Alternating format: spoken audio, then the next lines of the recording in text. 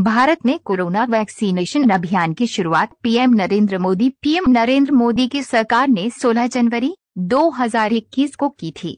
देश के नए स्वास्थ्य मंत्री मनसुख मांडविया, हेल्थ मिनिस्टर मनसुख मांडविया ने इसे और रफ्तार देने में दिन रात लगे हुए हैं।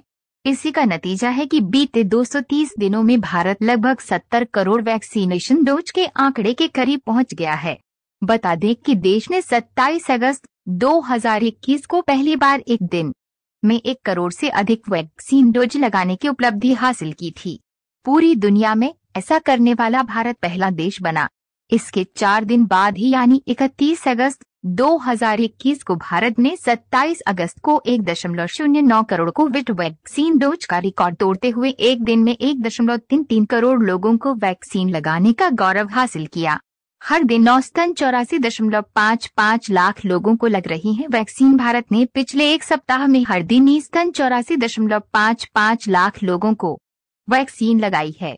यूरोपीय संघ के 27 देशों America, Brazil, Japan, Germany, Britain, Indonesia, तुर्की, फ्रांस और पाकिस्तान में एक दिन में लग रही वैक्सीन डोज की संख्या आपस में जोड़ दे तो भी ये सभी देश संयुक्त तौर पर एक दिन में भारत के 84.55 लाख से अधिक वैक्सीन डोज से कम ही वैक्सीन लगा पा रहे हैं।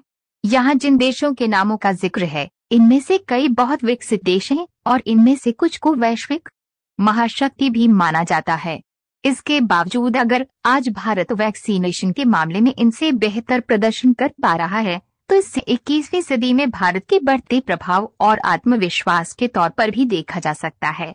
इजरायल से कैसे भारत आगे निकल गया। इजरायल के वैक्सीनेशन अभियान की पूरी दुनिया में काफी तारीफ हुई है, लेकिन भारत में नरेंद्र मोदी के नेतृत्व में जो दुनिया का सबसे बड़ा वैक्सीनेशन अभियान चल रहा है, उसकी गति का अंदाज इस बात से लगा सकते हैं कि इजरायल में अब तक कुल 1.3 करोड़ वैक्सीन डोज लगी हैं। इतनी वैक्सीन डोज भारत ने एक दिन में ही 31 अगस्त 2021 को लगाई। इजरायल की कुल आबादी तकरीबन 90 लाख है। एक अनुमान के मुताबिक इजरायल की तकरीबन 30% आबादी ऐसी है जिसकी उम्र 18 साल से कम है। इसका मतलब ये हुआ कि पूरे इजरायल में तकरीबन 63 लाख ऐसे लोग हैं जो वैक्सीन लेने की पात्रता रखते हैं। इजरायल में वैक्सीन लेने की कुल पात्र आबादी के बराबर लोगों को वैक्सीन डोज लगाने का काम भारत दोपहर 3 बजे तक ही कर लेता है। इस तरह से देखें तो 31 अगस्त को भारत ने जो 1.33 करोड़ वैक्सीन डोज लगाई, उतनी डोज में इजरायल की पूरी आबादी को वैक्सीन का डबल डोज लग जाता और इसके बाद भी तकरीबन 7 लाख वैक्सीन डोज बच गई होती। मोदी सरकार द्वारा ऐसे चलाया जा रहा है वैक्सीनेशन। भारत में मोदी सरकार द्वारा चलाए जा रहे कोविड वैक्सीनेशन अभियान की विशालता को समझने के लिए कुछ और तुलनात्मक आंकड़ों को देखना प्रासंगिक होगा। भारत ने पिछले एक हफ्ते में 84.55 लाख वैक्सीन डोज हर रोज लगाई हैं। Colombia, Spain, Argentina, Uganda, Ukraine, Algeria, Sudan, Iraq, Afghanistan, Poland, Canada और मोरक्को ऐसे देश हैं जिनकी आबादी को अगर भारत में एक दिन इस्तेमाल हो रहे वैक्सीन डोज का इस्तेमाल करके वैक्सीनेशन करना है तो भारत इन देशों की आबादी को अलग अलग एक दिन में दोनों डोज लगाकर उन्हें पूरी तरह से वैक्सीनेटेड बना सकता है।